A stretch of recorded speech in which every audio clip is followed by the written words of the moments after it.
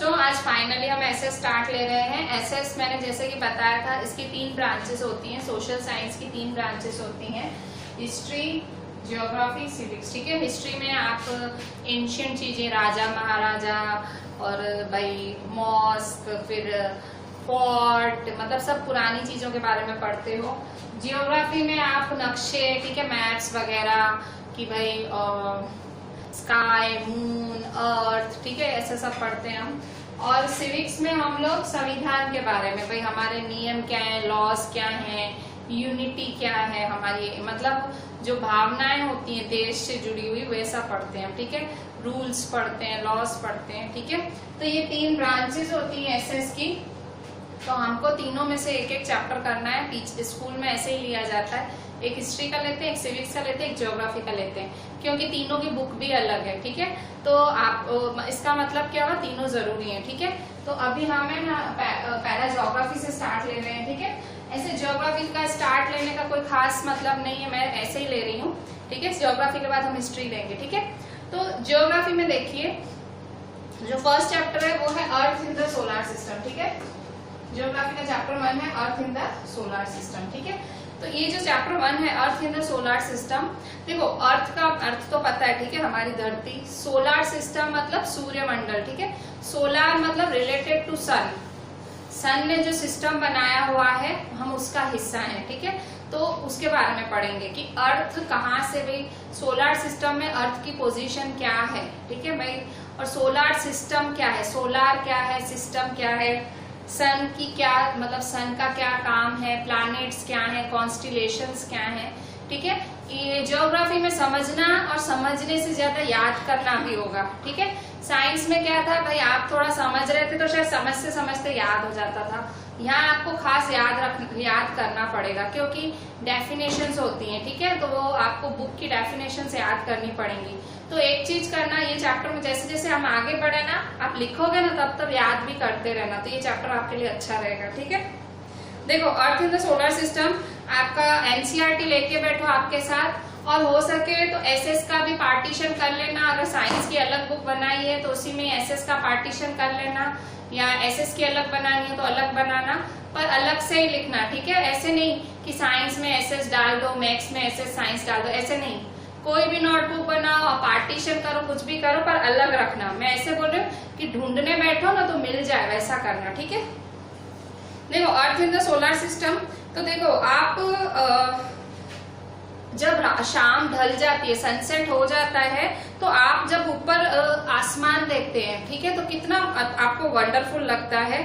आप जब भी ऊपर आसमान की तरफ देखेंगे ना, आपको डॉट्स डॉट्स दिखेंगे। ठीक है, तो आप देखोगे वो डॉट्स बढ़ते जा रहे हैं। ठीक है, डॉट्स का मतलब यहाँ स्टार है। ठीक है, फिर आप उसको काउंट भी नहीं कर सकोगे। ठीक है, शाम से जो स्टार बनना चालू होते हैं आसमान में, वो बढ़ते ही जाते हैं। सारा जो स्काई है वो छोटे छोटे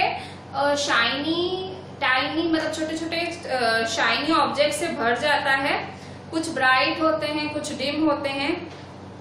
ऐसा लगता है जैसे कि आसमान के ऊपर किसी ने डायमंड्स लगा दी, ऐसे चमकता है आसमान, और ऐसे लगता है सारे ट्विंकल हो रहे हैं, टमटमा रहे हैं। ठीक है, तो पर अगर आप उनको केयरफुली देखो तो आप नोटिस करोगे कि कुछ ऐसे ट्विंकल नहीं करते हैं, कुछ ऐसे टमटम नहीं करते हैं जैसे दूसरे करते हैं, ट्विंकल नहीं करते हैं। वो खाली ऐसे ही शाइन करते हैं। ठीक है, मतलब मून की रोशनी की वजह से शाइन करते हैं। तो ये जो ब्राइट ऑब्जेक्ट्स हैं, ये जो चमकती हुई चीजें हैं आसमान में, आप मून देखोगे, मून आपको डेली दिखेगा। ठीक है, तो मून की शेप अलग अलग दिखेगी हर दिन, उसका टाइम अलग दिखेगा, मून अलग दिशा में दिखेगा, पर मून रोज दिखेगा। तो एक दिन कभी आपको दिखेगा फुल मून दिख जाएगा। ठीक है, महीने में एक बार आपको पूरा चांद दिखेगा, तो उस दिन को बोलते हैं फुल मून नाइट या पूर्णिमा। पूनम की रात बोलते हैं ना, पूनम की रात आपको मून पूरा दिख जाता है। ठीक है, और फिर कभी आपको आप बिल्कुल मून नहीं देख पाओगे। ठीक है, तो जब आप बिल्कुल चांद नहीं देख पाते हैं उसे हम अमावस्या कहते हैं। ठीक है, उसे हम न्यू मून नाइट या अमावस्या कहते हैं। ठीक है, तो आप क्या अगर अमावस के दिन आपको एकदम क्लियर दिखेगा, आपको आसमान में सब कुछ क्लियर दिखेगा, ठीक है। तो कभी आपने ऐसे सोचा है कि भाई जो ये हम मून क्यों नहीं देख पाते हैं और ये छोटी छोटी चीजें दिन के टाइम क्यों नहीं देख पाते, ये सब रात को ही क्यों आते हैं, स्टार्स, मून, ये सारे रात को ही क्यों आते हैं आसमान में, दिन के टाइम क्यों नहीं आते हैं? क्यों? इसकी रीजन क्या है? Because the very bright light of the sun does not allow us to see all these bright objects of the night sky। मतलब जो सन की, आपको पता है ना, दिन को तो सन होता है तो उसकी इतनी तेज रोशनी होती है, इतनी ज्यादा रोशनी होती है कि वो मतलब ये इनको देखने ही, हम उनको देख ही नहीं पाते। वो स्टार्स और मून हाजिर होते हैं स्काई में, पर इतनी ज्यादा तेज रोशनी होती है सूरज की इतनी तेज किरणें होती हैं कि उस रोशनी में हमको वो दिखते ही नहीं है। देखो, अगर मैं आप है ना, आप लाइट में पढ़ो, ठीक है, और फिर बहुत ज्यादा ब्राइट लाइट में, इतनी ज्यादा ब्राइट लाइट, तो जब बहुत ज्यादा ब्राइट लाइट में पढ़ोगे आपको कुछ दिखेगा ही नहीं, ठीक है। तो लाइट भी माप की होनी चाहिए। तो सन की रोशनी तो कितनी ज्यादा है, ठीक है, तो ये सारी चीजें दिन को फिर दिखती नहीं, मून, स्टार आप नहीं देख पाते क्योंकि सूर्य की रोशनी इतनी ज्यादा होती है। तो इसी से ही आपका पहला क्वेश्चन आया।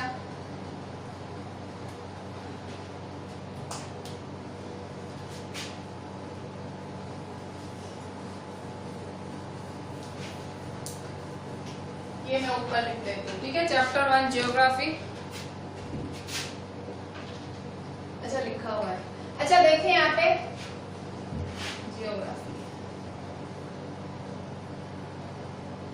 अच्छा पहला क्वेश्चन है आपका तैयार हो गया। पहला क्वेश्चन मैंने आपको बोला हमको क्वेश्चन सही से ही मिल जाएंगे। Why can't we see the moon and all bright tiny objects during daytime? ये वाला क्वेश्चन मैं आपकी टेक्स्ट में से ही बना, बिल्कुल टेक्स्ट में ही दिया हुआ है। पहला question, Why can't we see the moon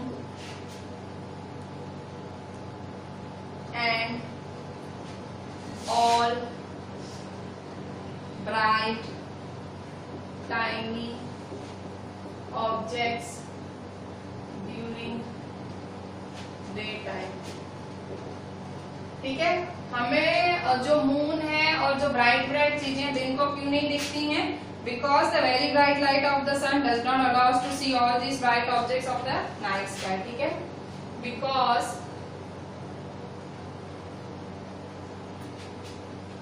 the very bright light of the sun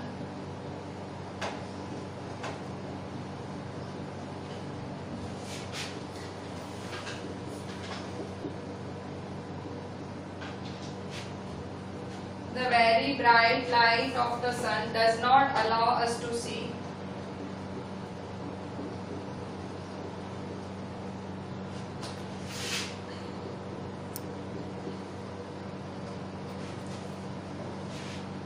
all these bright objects।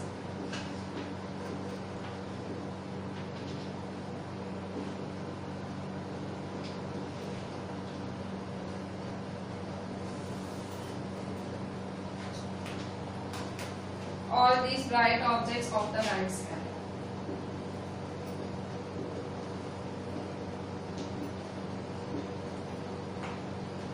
ठीक है, तो देखो क्वेश्चन क्या है कि आपको मून और बाकी चमकती हुई चीजें दिन को क्यों नहीं दिखती हैं? तो आंसर है बिकॉज, क्योंकि the very bright light of the sun, जो सन की इतनी ज्यादा रोशनी होती है वो हमें उन ब्राइट ऑब्जेक्ट्स को देखने ही नहीं देती है, ठीक है। सन की इतनी ज्यादा रोशनी होती है कि हम वो जो रात की चीजें हम दोपहर के टाइम देख ही नहीं पाते हैं, ठीक है। Next question, define celestial bodies, ठीक है। Question 2, define celestial bodies. अच्छा, सेलेस्टियल बॉडीज क्या होती हैं? द सन, आपके एनसीईआरटी में से मैं पढ़ रही हूँ, आपकी एनसीईआरटी में पहली पेज पे ही थर्ड लास्ट पैराग्राफ है। The sun, the moon and all those objects shining in the night sky are called celestial bodies. रात को नाइट स्काई मतलब रात के आसमान में जो भी चीजें चमकती हैं वो सारी सेलेस्टियल बॉडीज होती हैं। ठीक है, तो define celestial bodies. Answer the sun, the moon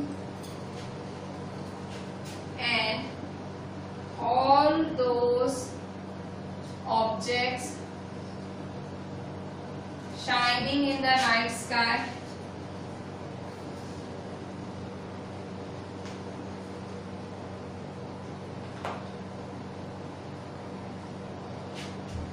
are called celestial bodies, are called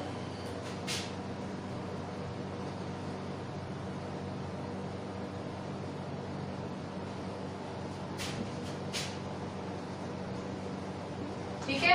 celestial bodies क्या होती है? सेलेस्टियल बॉडीज सन, मून और सारे ऑब्जेक्ट जो नाइट स्काई में चमकते हैं उन्हें सेलेस्टियल बॉडीज कहते हैं। ठीक है, सेलेस्टियल बॉडीज सन, मून और रात को जो भी चीजें चमकती हैं आसमान में, स्काई में, उन्हें सेलेस्टियल बॉडीज कहते हैं।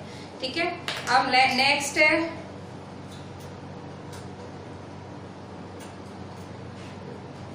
Define stars. Define stars. ठीक है, स्टार्स क्या होते हैं? ठीक है, डिफाइन स्टार्स। स्टार्स क्या होते हैं?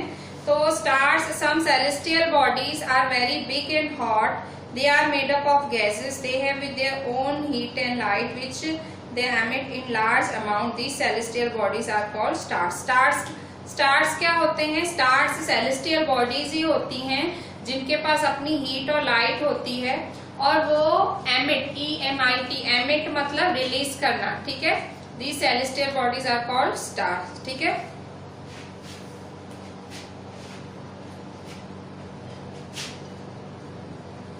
stars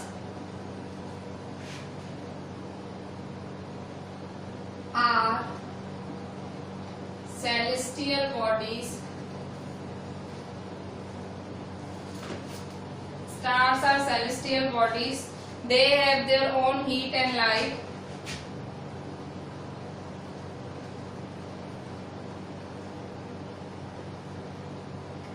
They have their own heat and light.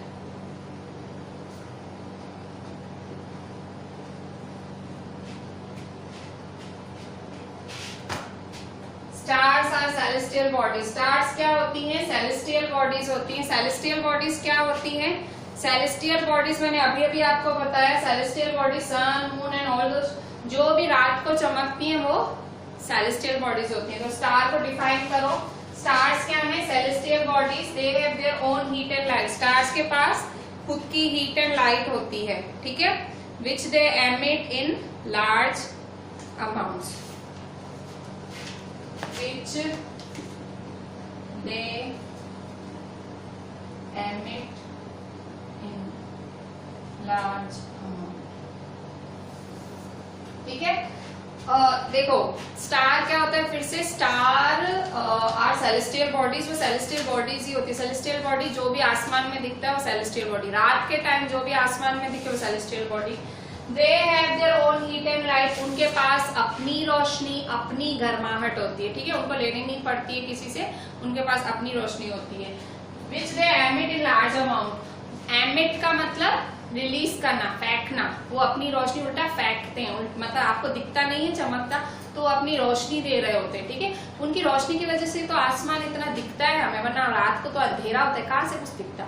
उनकी रोशनी होती तभी दिखता है हमें। ठीक है, तो stars are celestial bodies, they have their own heat and light which they emit in large amount. उनके पास इतनी ज्यादा हीट एंड लाइट होती है कि वो फिर रिलीज करते हैं, मतलब इतनी ज्यादा है तो ऑब्वियसली वो बांटते हैं अपनी लाइट। अच्छा, इसके बाद व्हाट इज सन? व्हाट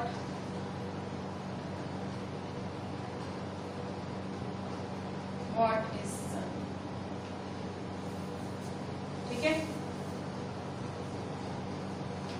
सन क्या है? सन भी देखो ऐसे ही तो है। सन भी क्या करता है? सन के पास भी अपनी हीट, अपनी लाइट होता है, वो भी रिलीज, अपनी एमिट मतलब वो भी देता है अपनी लाइट। ठीक है, तो सन इज अ स्टार। सन क्या है? It is a star. सन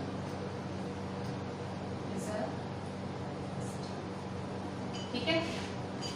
तो इस तरह से मतलब ये छोटे छोटे क्वेश्चंस बने, सारे आपके इसी एनसीईआरटी में से ही बने हैं। और एक बड़ा क्वेश्चन छूटा, वो मैं आपको फिर से वो कराती हूँ। तो देखो इस तरह से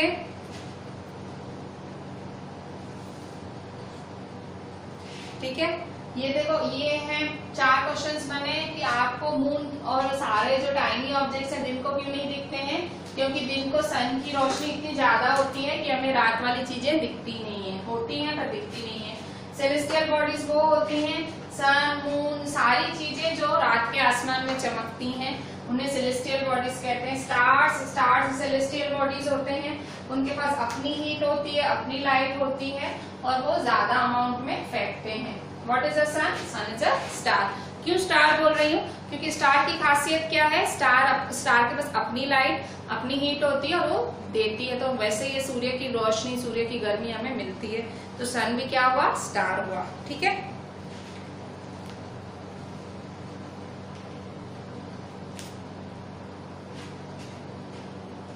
अच्छा अब एक और छोटा सा क्वेश्चन। ये पहले पेज से देखो इतने क्वेश्चंस बने, हमने पूरा पेज भी समझा और इतने सारे क्वेश्चंस भी बने। ठीक है, अगर आप ऐसे करोगे ना तो आपको वो अंदर से आता है, मतलब बाहर से आता है, वो वाली प्रॉब्लम ही चली जाएगी आपकी। ठीक है, आपकी एनसीईआरटी भी समझ में आ जाएगी और आप भाई टीचर कैसे कैसे क्वेश्चंस बना सकती है वो भी आइडिया आ जाएगी। ठीक है, 2 काम हो जाएंगे, आप समझोगे भी और आपको आपका क्वेश्चन आंसर की भी प्रॉब्लम सॉल्व की भाई अंदर से पूछते वो सॉल्व हो जाएगा। अच्छा यहाँ देखो एक और क्वेश्चन है इसी में आपकी लास्ट लाइन में कि आपको देखो स्टार, आपने क्या पढ़ा कि स्टार के पास अपनी गर्मी होती है, अपनी लाइट होती है, पर स्टार की गर्मी हमें क्यों नहीं मिलती है? ठीक है, स्टार जो स्टार है, ठीक है, स्टार हमने क्या पढ़ा, स्टार के पास अपनी लाइट और हीट होती है, तो हमको क्यों नहीं मिलती है? जैसे सन के पास हीट और लाइट है वो हमको मिलती है। ठीक है, आप निकलो सन में बाहर निकलो दिन के टाइम, फुल दिन के टाइम कितनी गर्मी लगेगी, तो आप कहोगे ना कि सन से आ रही है गर्मी। ठीक है, तो रात को क्यों नहीं, ये रात को क्यों स्टार आपको अपनी गर्मी नहीं देता है? उसके पास भी तो गर्मी है, उसके पास भी तो रोशनी है, क्यों आपको गर्मी नहीं फील कराता है? क्यों? क्योंकि स्टार बहुत ज्यादा दूर है, they are very very far away. ठीक है, तो ये क्वेश्चन इस पे आया।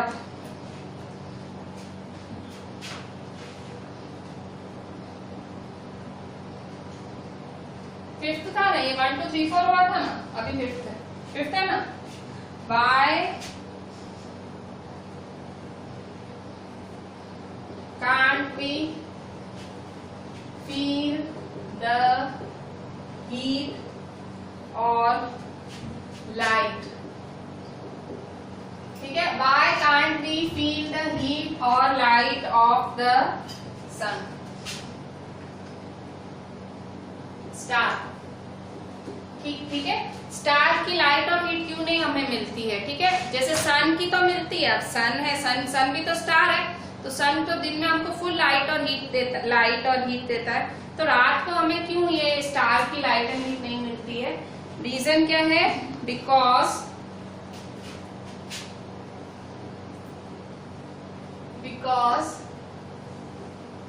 they are very very far from us। ठीक है, क्योंकि ये हमसे बहुत बहुत बहुत ज्यादा दूर है। ठीक है, they are very very very far from us, इतने ज्यादा दूर होते हैं कि इनकी जो लाइट या उनकी हीट हमें अड़ती ही नहीं है। ठीक है, तो इसलिए स्टार की लाइट हमें नहीं मिलती है। ठीक है, अब एक थोड़ा सा बड़ा क्वेश्चन देख लेते हैं, इसी फर्स्ट पेज से ही है। ठीक है, what are the features of celestial bodies? Celestial bodies की खासियत क्या होती है? What are the features? ठीक है, विशेषताएं। What are the features of celestial bodies? ठीक है, सेलेस्टियल बॉडीज की खासियत क्या है? तो पहला फीचर क्या है सेलेस्टियल बॉडी का? They are very big and hot. ठीक है, ये जो मैं बोल रही हूँ ये आपके फर्स्ट पेज पे, मतलब इस चैप्टर के फर्स्ट पेज पे ही सेकेंड लास्ट पैराग्राफ में देखो, ये सेकेंड लास्ट पैराग्राफ हाईलाइट भी किया हुआ है। Some celestial bodies are very big and hot. ठीक है, some celestial bodies are very big and hot. ठीक है, फिर नेक्स्ट है they are made up of gases. ये किसकी बनी हुई होती हैं? गैसेस की। ठीक है, they are made up of gases.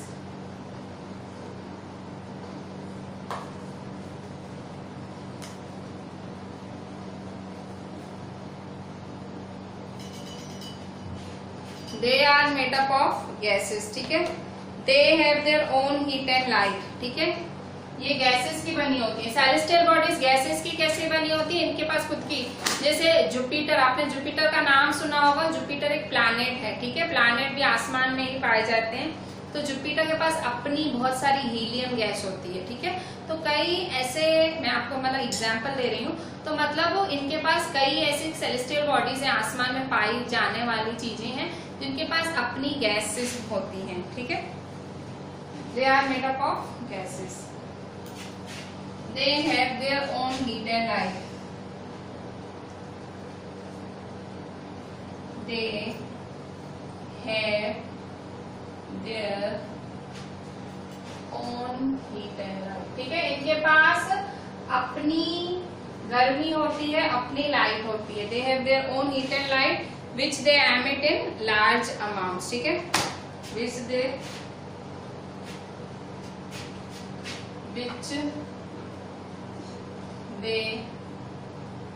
emit in large amounts. ठीक है, इनके पास अपनी हीट एंड लाइट होती है जो लार्ज अमाउंट में वो एमिट करते हैं। ठीक है, तो इन सेलेस्टियल, ठीक है, तो इस तरह से सेलेस्टियल बॉडीज के फीचर हैं। ठीक है, इनके पास ये बहुत बड़े और हॉट होते हैं, इनके पास गैस भी होती है, इनके पास हीट एंड लाइट भी होती है, और ये इस हीट एंड लाइट को एमिट भी करते हैं। ठीक है, रिलीज, एमिट, EMIT, एमिट का मतलब रिलीज करना, मतलब छोड़ना। ठीक है, तो इस तरह से ये पहला, हमने जो पहला पेज पढ़ा, हमने इस पर से सारा ये कंप्लीट किया। ठीक है, अच्छा नेक्स्ट पेज पे आ जाए।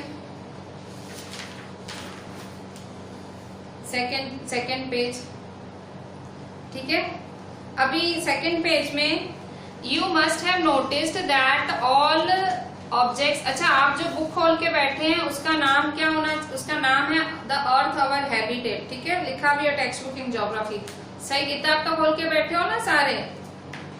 ठीक है, देखो यहाँ पे you must have notice that all objects look similar when see from a distance. देखो, अगर आप है ना, जैसे मैं यहाँ बहुत दूर खड़ी, ठीक है, मैं यहाँ बहुत दूर खड़ी हूँ और बहुत दूर में कुछ लोग देख रही हूँ। ठीक है, मोटे, पतले, लंबे, छोटे, पर मैं दूर से देख रही हूँ ना, तो सारे मुझे एक जैसे ही दिख रहे हैं। क्यों? क्योंकि दूर से चीजें सारी एक जैसी दिखती हैं। ठीक है, मोटा होगा, छोटा होगा, पतला होगा, मुझे सब एक से ही दिखेंगे। क्यों? क्योंकि बहुत दूर हूँ मैं, बहुत दूर खड़ी, मुझे सब एक जैसे दिख रहे हैं। तो ऐसा ही कुछ होता है, जैसे एरोप्लेन है। ठीक है, एरोप्लेन कितना बड़ा होता है, पर आप नीचे से देखते हो छोटा सा, मतलब आपको हर चीज छोटी दिखती है आसमान की। तो जब आप रात के आकाश को देखते हो, नाइट स्काई देखते हो, तो आप देखोगे कि आपको अलग अलग पैटर्न्स दिखेंगे। आपको आसमान में अलग अलग पैटर्न्स, अलग अलग ग्रुप ऑफ स्टार्स दिखेंगे। ठीक है, तो इन्हें कॉन्स्टिलेशंस कहते हैं। छोटे छोटे ग्रुप ऑफ स्टार्स दिखेंगे जिन्हें कॉन्स्टिलेशन कहते हैं। ठीक है, जब आप रात का आसमान देखो, आज रात को देखना, जब आप रात का आसमान देखते हो, नाइट स्काई देखते हो, तब आप देखोगे कि कुछ स्टार्स ने ग्रुप बना के अपना अपना पैटर्न बनाया हुआ है, किसी तरह का पैटर्न बनाया हुआ है। ऐसा लगेगा जैसे स्टार कोई पैटर्न बना रहे हैं। ठीक है, तो वो जो स्टार्स मिलके, जो ग्रुप ऑफ स्टार्स मिलके जो पैटर्न बनाते हैं, उन्हें हम कॉन्स्टिलेशंस कहते हैं। ठीक है, तो एक और डेफिनेशन आ गई, कॉन्स्टिलेशन। ठीक है,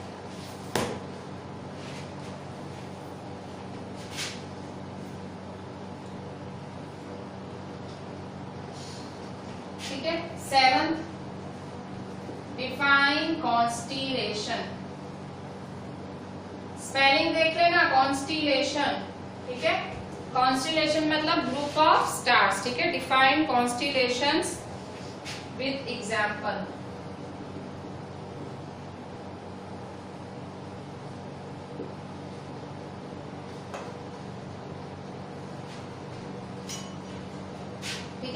कॉन्स्टिलेशन क्या है?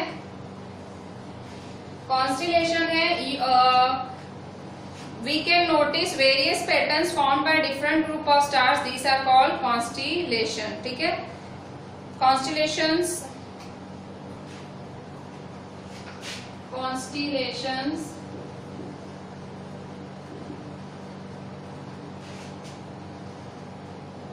are various patterns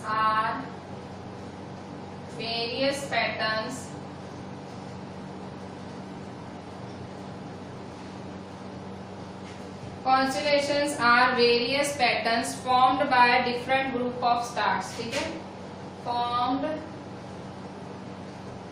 by different groups of stars. ठीक है,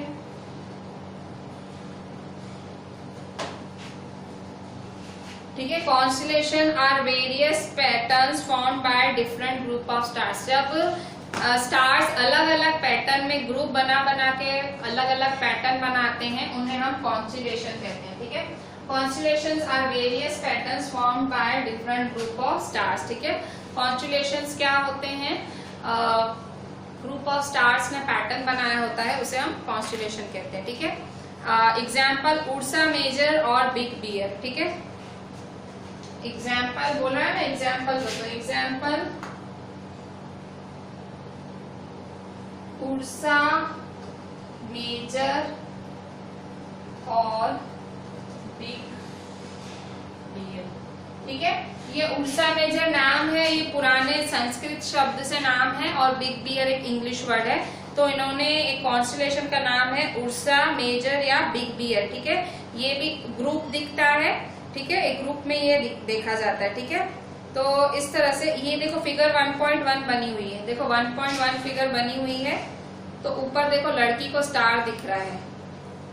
1.1 फिगर देखो, ये वाली 1.1 फिगर लड़की देखो बनी हुई है। ठीक है, ये 1.1 फिगर में लड़की को देखो ग्रुप ऑफ स्टार्स दिख रहे हैं, वो देख रही है ना, तो उसको ग्रुप ऑफ स्टार्स दिख रहे हैं। देखो कैसे कैसे बने हुए, मैं दिखाऊं। ये उर्सा मेजर दिख रहा है लड़की को। उर्सा मेजर कैसे, इस तरह से दिखा है। देखो ऐसे, यहाँ ऐसे स्टार बना हुआ है और ऐसे। ठीक है, इस तरह से स्टार बना हुआ है। ठीक है, उर्सा मेजर। तो नहीं, वो सप्तऋषि बना हुआ है।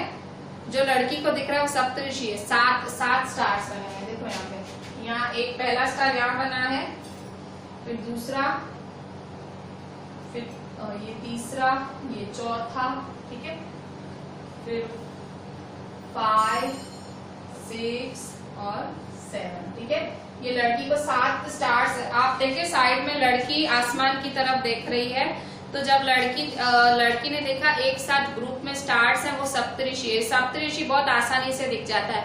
आज रात को कोशिश करना, आसमान में ऐसे 7 झुंड में दिख रहे हैं आपको। ठीक है, ये 7 झुंड में आपको दिखेंगे। ठीक है, तो ये 7 तारे जब आपको झुंड में दिखे तो आप समझ जाना ये सप्तऋषि कॉन्स्टिलेशन है। ठीक है, ये उर्सा मेजर और बिग बियर भी एक कॉन्स्टिलेशन का नाम है, पर ये जो सप्तऋषि कॉन्स्टिलेशन है, ये वाला सप्तऋषि कॉन्स्टिलेशन है, ये आपको बहुत ज्यादा दिखता है आसमान में। ठीक है, ये मतलब एकदम आराम से दिख जाता है। सप्तऋषि का मतलब क्या होता है? 7 ऋषि, मतलब 7 ऋषि, ऐसे ही नाम है। ठीक है, संस्कृत से लिया गया एक शब्द है सप्तऋषि, ये बहुत फेमस है। ठीक है, तो यहाँ एग्जाम्पल लिखा है उर्सा मेजर और बिग बियर, और सप्तऋषि भी लिख सकते हो। ठीक है, एक और एग्जाम्पल सप्तऋषि। ठीक है, सप्तऋषि।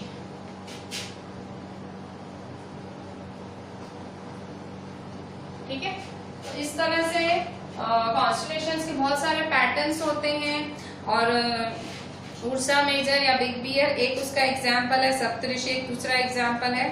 ठीक है, तो अभी एक फिर से डेफिनेशन लिखो।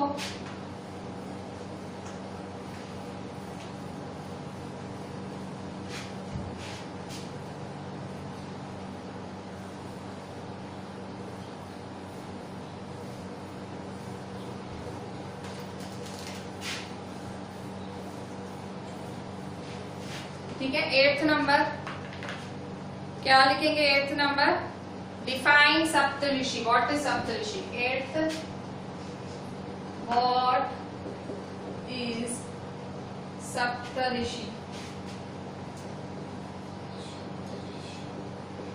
ठीक है, सप्तऋषि क्या होता है? आंसर सप्तऋषि है ये आपको, ये is a group of 7 stars that forms a part of Ursa Major constellation. ठीक है, मतलब जो ग्रुप्स दिखते हैं ना हमको आसमान में, जो आसमान में ग्रुप दिखते हैं उन्हें हम उर्सा मेजर कॉन्स्टिलेशन बोलते हैं। तो सप्तऋषि हमें आसमान में दिखता है, इसी ग्रुप का पार्ट होता है। ठीक है, तो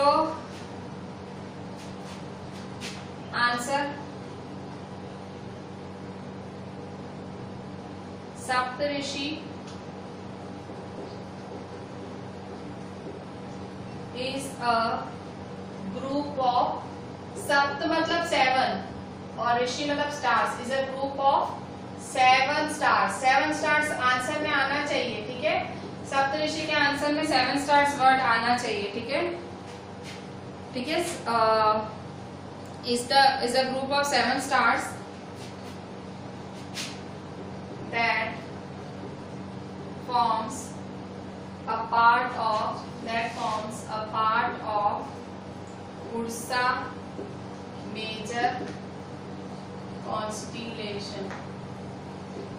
ठीक है, सप्तऋषि क्या है? सप्तऋषि 7 स्टार्स का ग्रुप है। Saptarishi is a group of 7 stars, 7 stars का ग्रुप है जो उर्सा मेजर कॉन्स्टिलेशन बनाते हैं। ठीक है, उर्सा मेजर कॉन्स्टिलेशन बनाते हैं, उसी का ही ग्रुप है। ठीक है, सप्तऋषि मतलब आराम से दिखता है, मतलब सप्तऋषि आपको एकदम आराम से दिख जाएगा, देखने की कोशिश भी करना आपको दिख जाएगा। ठीक है, तो in ancient times people used to determine during the night. अच्छा, जब आपको पता है स्टार्स की जो खासियत है ये पुराने जमाने से चली आ रही है। पुराने जमाने में तो क्या था, तब मतलब डायरेक्शन, गूगल मैप नहीं था, कुछ नहीं था, इतना ज्यादा सुविधा नहीं, कुछ नहीं था, तो लोगों को डायरेक्शन भी लोग तारों से पता करते थे, आसमान के तारों से लोग डायरेक्शन पता करते थे। ठीक है, जब तो आसमान में ना एक उनको नॉर्थ स्टार दिखता था, north star. The north star indicates the north direction, it is also called pole star. ठीक है, it always remains in the same position in the sky. We can locate the position of pole star with the help of सप्तऋषि। ठीक है, मतलब ये सप्तऋषि के एक side में ही आपको दिखेगा। ठीक है, सप्तऋषि के ईस्ट साइड में ही दिखेगा। जैसे यहाँ सप्तऋषि है, मैंने यहाँ सप्तऋषि बनाया है ना। ठीक है, तो ये नॉर्थ स्टार यहाँ दिखेगा कहीं। ठीक है, जहाँ ये क्लासेस, मेरा जेके क्लासेस है, यहाँ आपको स्टार दिखेगा। ठीक है, सप्तऋषि के ईस्ट में दिखेगा आपको। ठीक है, मतलब आप, और वो सेम पोजीशन पे ही होता है, आप कभी भी देखो ना उसी पोजीशन पे दिखेगा। आप कैसे खड़े रहना, देखो लड़की खड़ी है देखने के लिए साइड में, आपका पेज 2 पे देखो साइड में लड़की देख रही है। लड़की क्या कर रही है? लड़की खड़ी है इस तरह से, मतलब वेस्ट की तरफ खड़ी है, और लड़की सीधा देख रही है, सीधा नॉर्थ स्टार दिख रहा है। सप्तऋषि के ईस्ट में नॉर्थ स्टार दिखता है, हमेशा रोज सेम डायरेक्शन में दिखता है। तो लोग है ना उससे डायरेक्शन का पता लगाते थे, नॉर्थ स्टार से। कैसे पता लगाते थे? वो नॉर्थ डायरेक्शन का पता लगाते थे और उसे पोल स्टार भी बोला जाता था। ठीक है, तो what is a pole star? ठीक है, 9th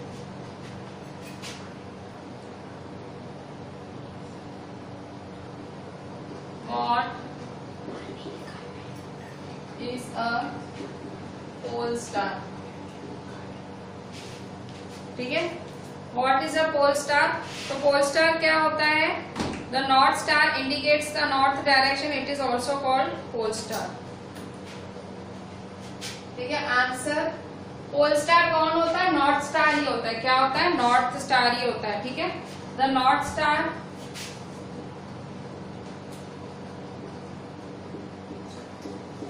indicates the north direction,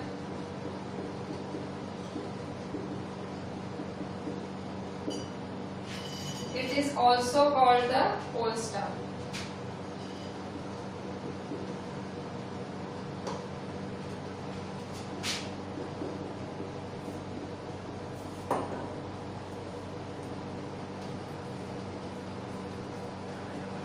ठीक है, जो नॉर्थ स्टार होता है, तो नॉर्थ स्टार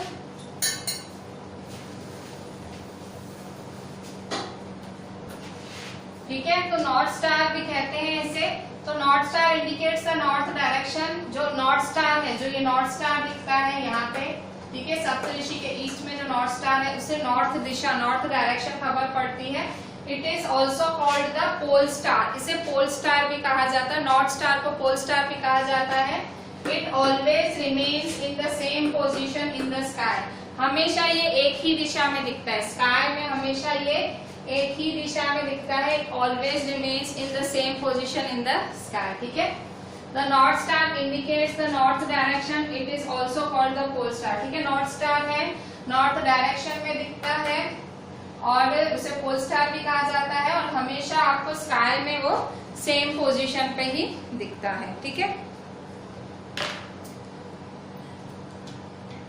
अच्छा, अभी यहाँ देखें, आपको मैंने सप्तऋषि बताया, तो आपके किचन में देखो कुछ ऐसा होगा, तो आप देखो सप्तऋषि की शेप कुछ ऐसी है, देखो यहाँ पे इस तरह से शेप होती है, ठीक है। ऐसे ही दिखेंगे आपको स्टार्स, ऐसे ऐसे ऐसे, ठीक है। तो ये आप किचन में देखना, ये सप्तऋषि, जो सप्तऋषि स्टार्स हैं वो कुछ ऐसे ही दिखेंगे आपको स्काई में, ठीक है। तो मैंने जो सप्तऋषि बताया था ना, उसकी फिगर बता रही हूँ मैं। अच्छा देखिए, यहाँ पे फिर से नॉर्थ स्टार पोल स्टार की खासियत क्या है। ये एक तो स्टेशनरी होता है, एक ही जगह पे होता है। देखो, north star indicates the north direction, और डायरेक्शन क्या दिखाता है, नॉर्थ डायरेक्शन दिखाता है। मतलब जिसको नॉर्थ दिशा में जाना है वो नॉर्थ स्टार देख के चला जाए, ठीक है। और इसलिए इसको पोल स्टार भी कहते हैं। नॉर्थ स्टार के दो नाम, मतलब दो नाम है, north star pole star, north star pole star, दो नाम। It always remains in the same position in the sky. ये हमेशा एक ही जगह पे दिखता है, ठीक है, इसकी जगह बदलती ही नहीं है, ठीक है। तो how can we indicate the position of pole star.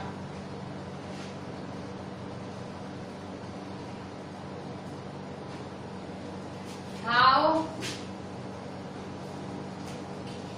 can we indicate the position of pole star, ठीक है।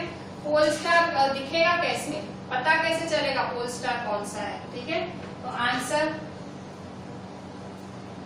पोल स्टार आपको पता कैसे लगेगा आसमान में पोल स्टार कौन है। तो जो यहाँ देखो, इसी पेज पे, पेज 2 पे ही है।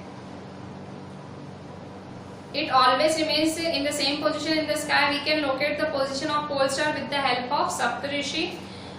You will notice that if an imaginary line is drawn joining the pointer stars and extended further, it will point to the pole star. ठीक है, मतलब आप अगर एक यहाँ सीधे देखते हो, अगर सीधे देखते हो तो इस तरह से आपको पोल स्टार दिखता है, ठीक है। तो क्या लिखोगे, मैं लिखवा ही देती हूँ आपको, टिक नहीं करा रही हूँ, ठीक है। We can indicate the position of pole star. Pole star की पोजीशन कैसे पता लगेगी, with the help of Saptarishi. We can indicate the position of the pole star with the help of Saptarishi. We can indicate the position of pole star with the help of Saptarishi, ठीक है।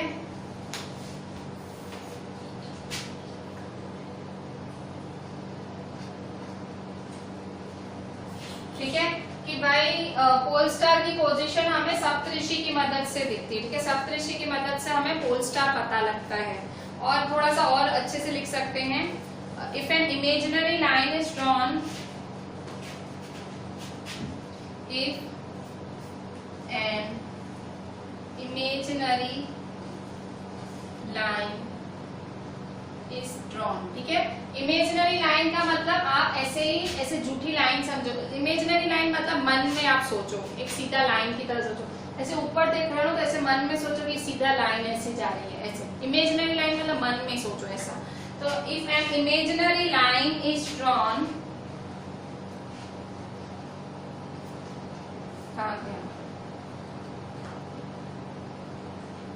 joining the pointer stars, ये pointer stars में इसके बारे में ही बोल रहा है, ठीक है। joining the pointer stars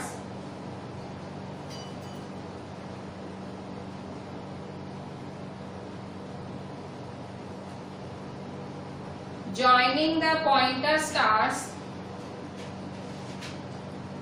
and extended further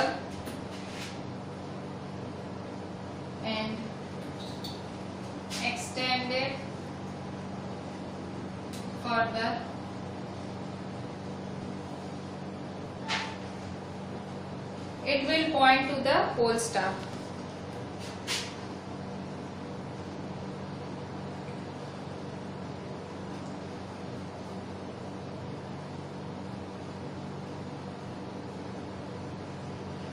ठीक है, देखो अगर आपको पोल स्टार की पोजीशन पता करनी है आसमान में सप्तऋषि की मदद से, if an imaginary line is drawn joining the pointer stars, इनको अगर आप ऐसे सोचो लाइन जा रही है, तो अगर ये लाइन से जो आगे जाएगी तो आपको पोल स्टार दिख जाएगा। ठीक है, तो ये थोड़ा सा बड़ा आंसर हो गया, पर देखो अगर शॉर्ट में लिखना है तो विद द हेल्प ऑफ सप्तऋषि की मदद से हम पोल स्टार की पोजीशन देख सकते हैं। और पोल स्टार की खासियत क्या है, मैं अगर पूछूं पोल स्टार की खासियत या नॉर्थ स्टार की खासियत, बोलो। पहली खासियत, वो नॉर्थ डायरेक्शन में जाता है, वो हमेशा सेम ही जगह पे रहता है। देखो पहली खासियत, वो नॉर्थ डायरेक्शन दिखाता है। ठीक है, तो लोगों को डायरेक्शन मिलती है। दूसरा, उसकी पोजीशन एक ही होती है, कभी अपनी पोजीशन नहीं बदलता है। ठीक है, सेम पोजीशन पे ही रहता है। ठीक है, तो इसकी दो खासियत है। ठीक है, पोल स्टार या नॉर्थ स्टार की दो खासियत है, एक तो वो डायरेक्शन दिखाता है और दूसरी सेम पोजीशन पे ही रहता है, हमेशा अपनी पोजीशन जगह नहीं बदलता है। ठीक है, next question.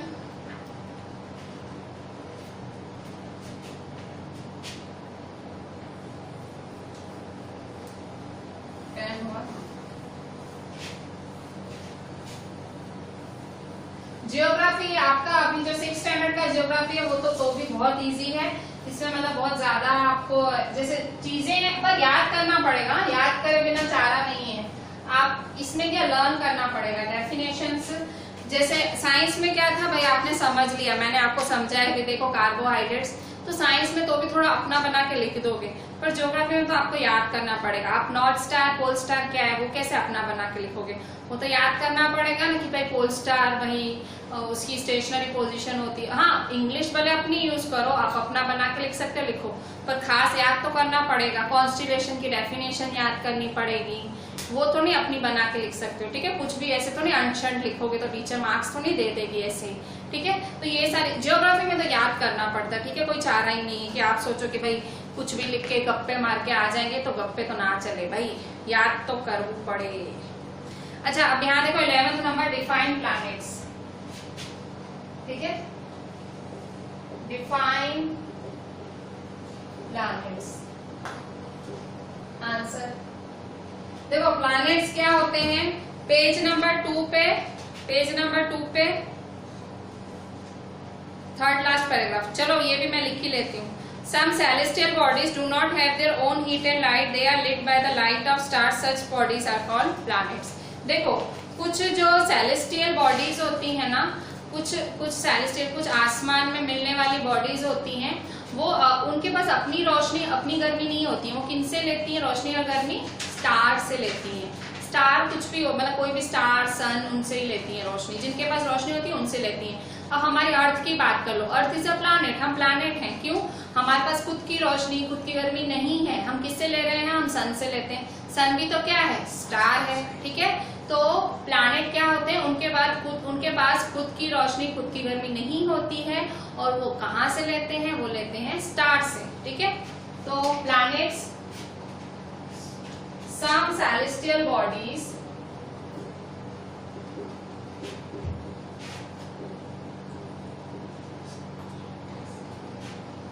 do not have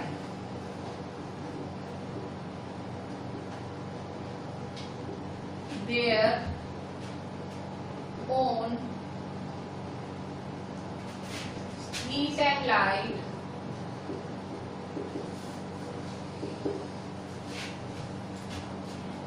They are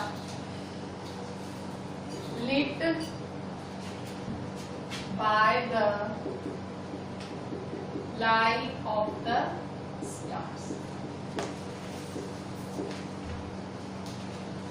Such bodies are called planets. Such bodies are ठीक है। प्लैनेट्स क्या होते हैं?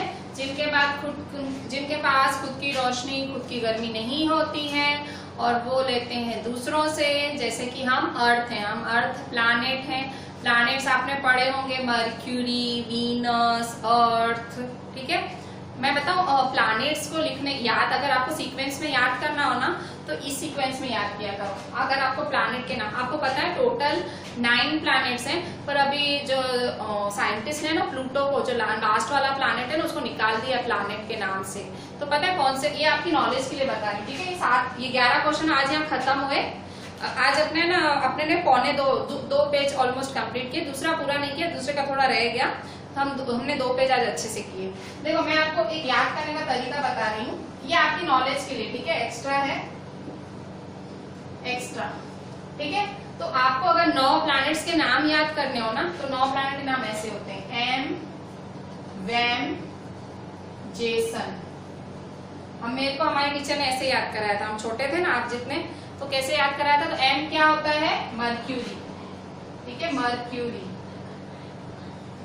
वी क्या होता है? वीनस, ठीक है। अर्थ, ये सारे प्लैनेट्स हैं, ये क्या है? प्लैनेट्स।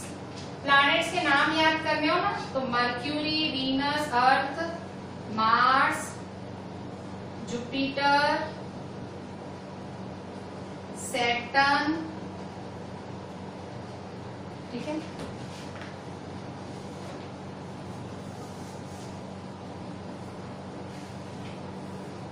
यूरेनस और नेपच्यून, ठीक है।